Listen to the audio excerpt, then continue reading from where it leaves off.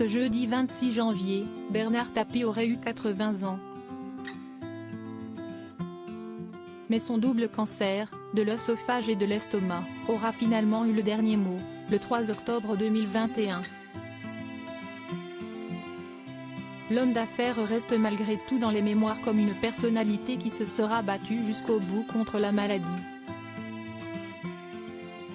Pour cela, le père de Sophie, de Laurent, de Stéphane et de Nathalie a pu compter sur la religion pour l'accompagner dans son terrible combat.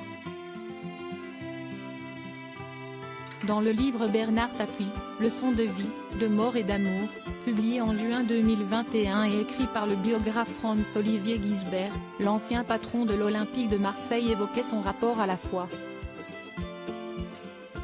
On apprend que celle-ci avait commencé lors de sa jeunesse, quand il avait pour habitude de jouer du violon dans les églises, pour la messe du dimanche ou des événements familiaux. Le défunt homme d'affaires se sentait alors en communion avec les nôtres. Ça m'ouvrait les portes sur l'immatériel, l'invisible. Je ne crois pas que Dieu existe, je le sais. Si est-ce une évidence qui s'impose à moi, assurait-il avec conviction. Même s'il soulignait en parle, rarement, le regretté mari de Dominique Tapie expliquait que la foi ne, elle, a pu quitter et qu'il vivait avec. Supérieur à Bernard Tapie, qui sont les membres de sa famille? Son cancer, sujet qui revenait souvent dans ses prières, sa foi, qui lui a été transmise par sa mère, croyante, le poussait à porter constamment un crucifix sur lui, le plus souvent dans la poche de son pantalon.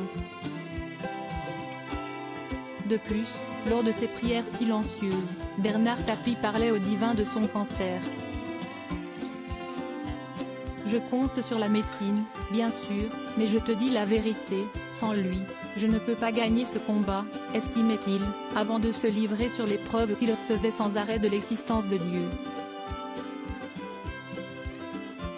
Souvent, j'ai été au fond du trou, cerné par tous ces gens qui veulent ma mort, y compris ma mort physique.